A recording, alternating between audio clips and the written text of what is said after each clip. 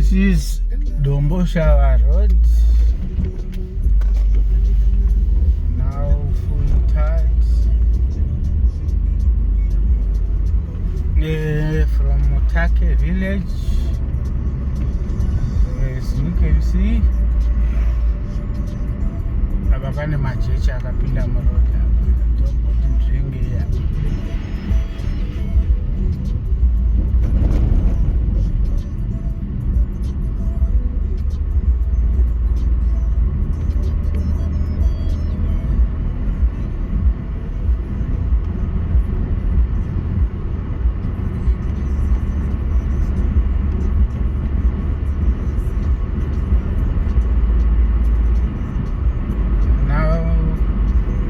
Heading towards showground. Ndoba nogumira mabhazi makombi vamwe vanopfuurira havo kuenda Makumbe kwaMutake kwatiri.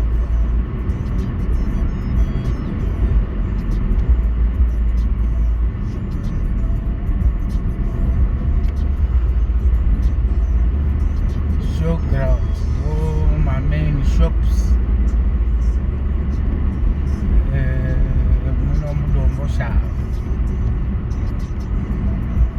Wane business hardware akawanda kupfuura pamvere chete.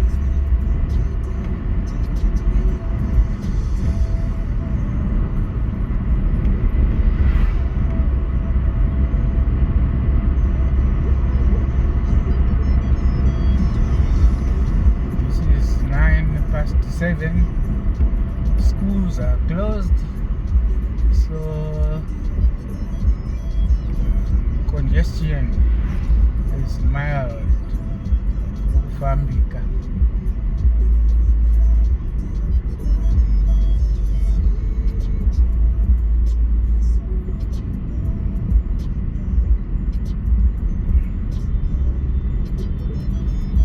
Alright, tafika panonzi pa showground.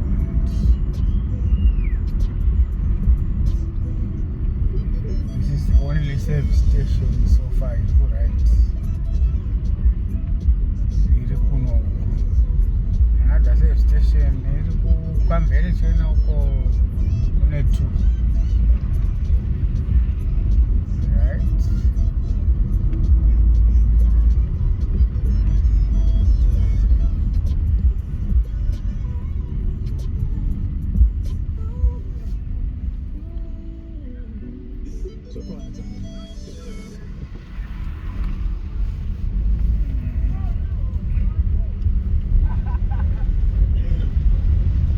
Shika vanenge vachipirata vanhu vari kubuda muroad. So kuseni unofaida kuti mabhazi anenge akawanda.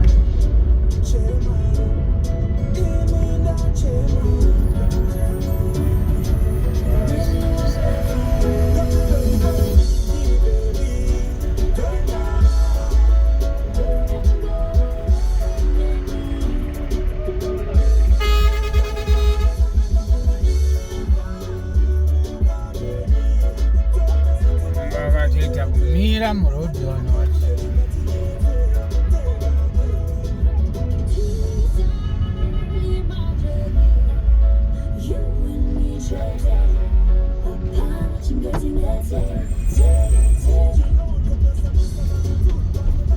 Sports bets, jumbo bets zvaakuno kuDomboshawa. Vanatora mari United, voda kutora mari dzevanhu. Alright, takubva pa showground. Our next shops anonzi paMungate.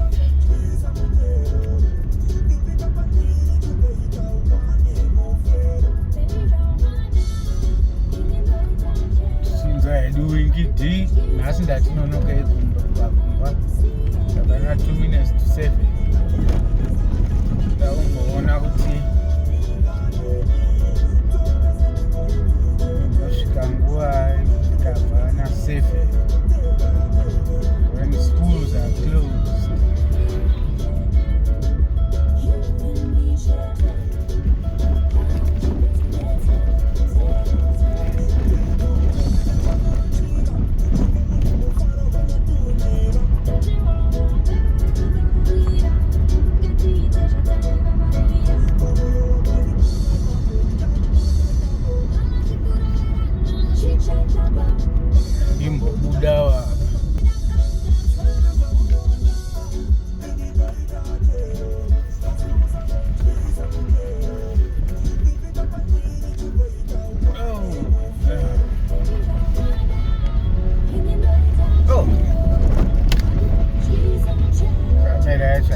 kundiburitsa.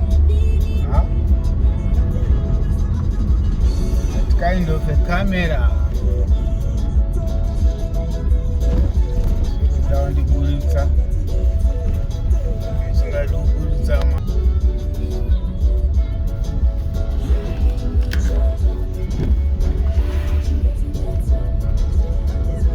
ipapa kubva pa10 ove pachinimba pa forgot to tell gita ndopavakasiya hamena kuti vakapasiya.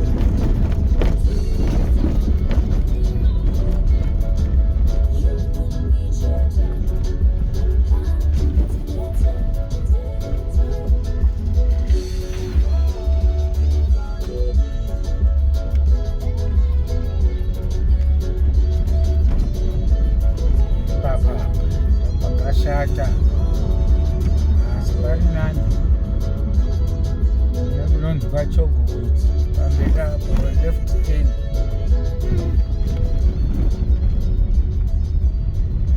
takamboona moto nemadhito apa contractor anga takura equipment yesambeni angouya zve1-2 weeks ongoti panona atotama takura zvinhu zvese waenda nya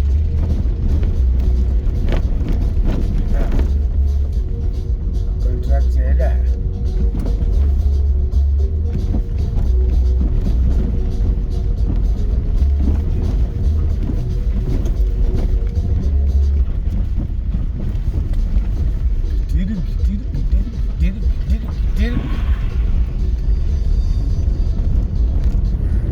takutsika kubridge tachi left 10 pakamira mukadzi uyo anoneflu.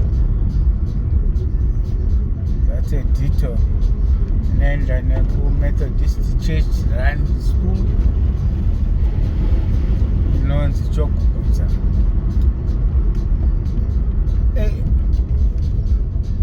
Nezuro vanga vachiisa malines tichibva kubasa toona kutoti vakatopedza kusvika kuno kweti taapatara noa uyo ari kuleft uyo ari kuvakirira kuti musaidi mebridge musazondongeka timbotsaiduluzi.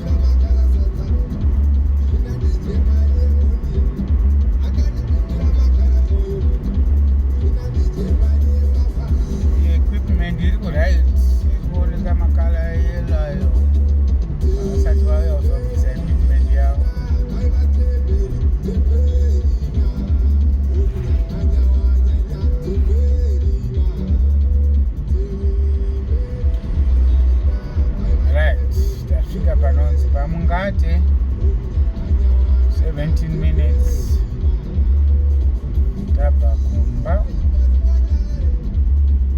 kutsauka chinosiya vana paSolid Rock private school. Right, ndopa mungate panapa.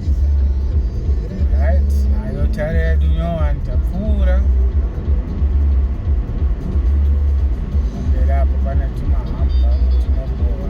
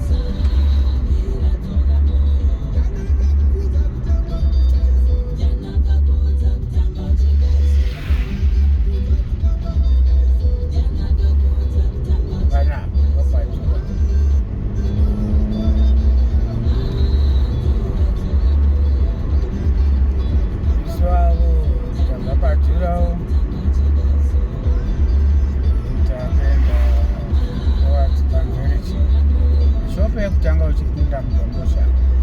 Vazhinji ukangoti domboshava zita rekuti mbereshena rinobva ratojambira mupfungwa.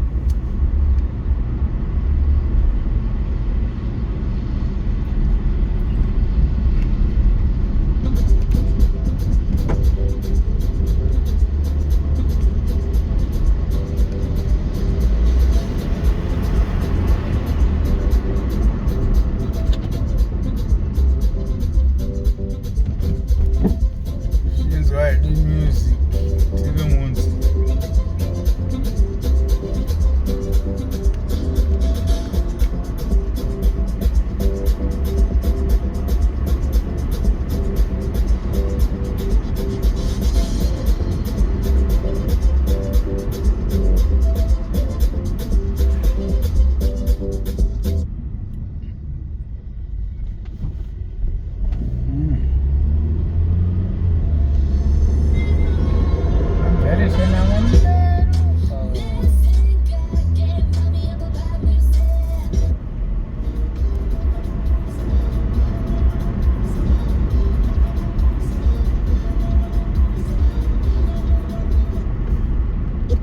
DJ Esau. Jana Fupi, DJ Esau.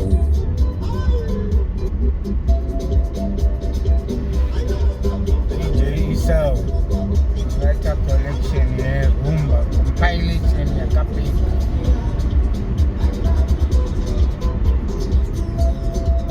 Ndio yataka kungodzwa iko zvinezvi tichipfuura zvedu pamberi.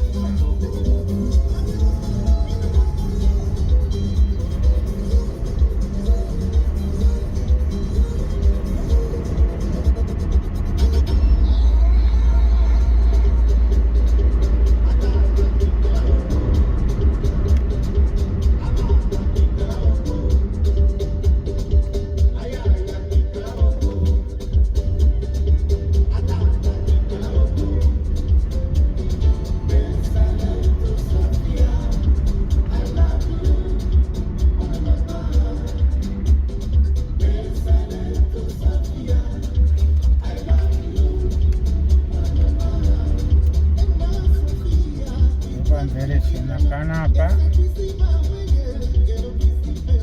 zvinota so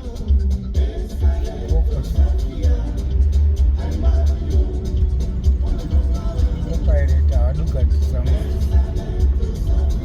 Right, this is our first service station. Kusvika pambereshena uchibva kutauni.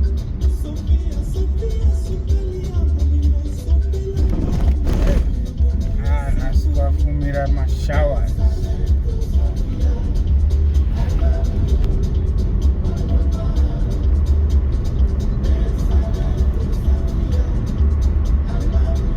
Purisa road block. Ava ndavanatora mari United.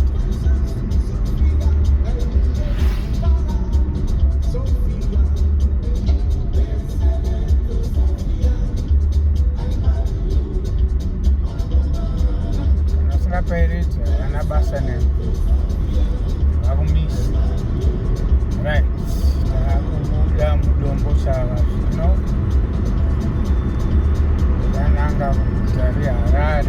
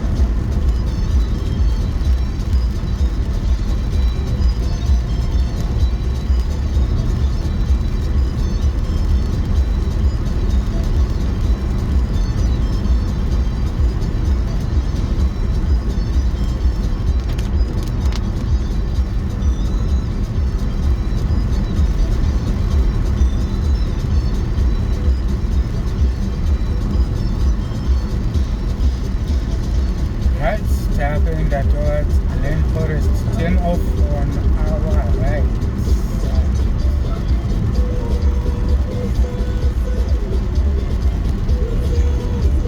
Apo pane mazimita right hand side.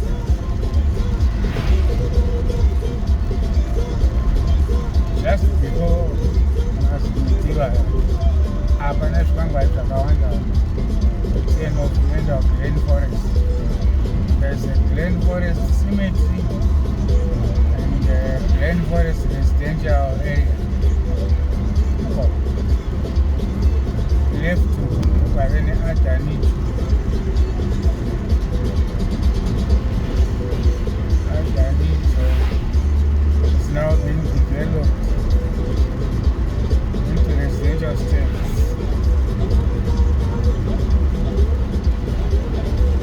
Vauda kupreva mastenzi kuitwa dzimba vasina zvekurima.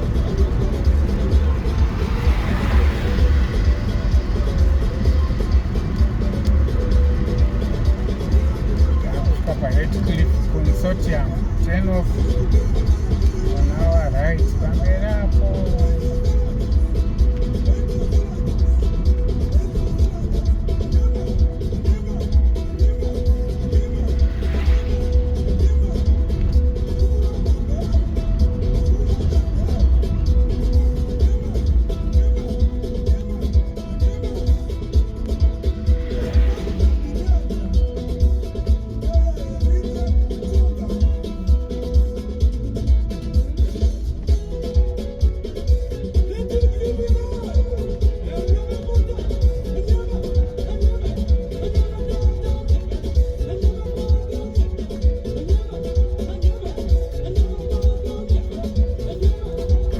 Pane congestion, saka pause. Going towards Heathcliff Marketplace. There's some mareji, madomasi, maone, potatoes, bananas, all fruits. Like pause foods. Bogart Hill, Heathcliff turn off, Chapura.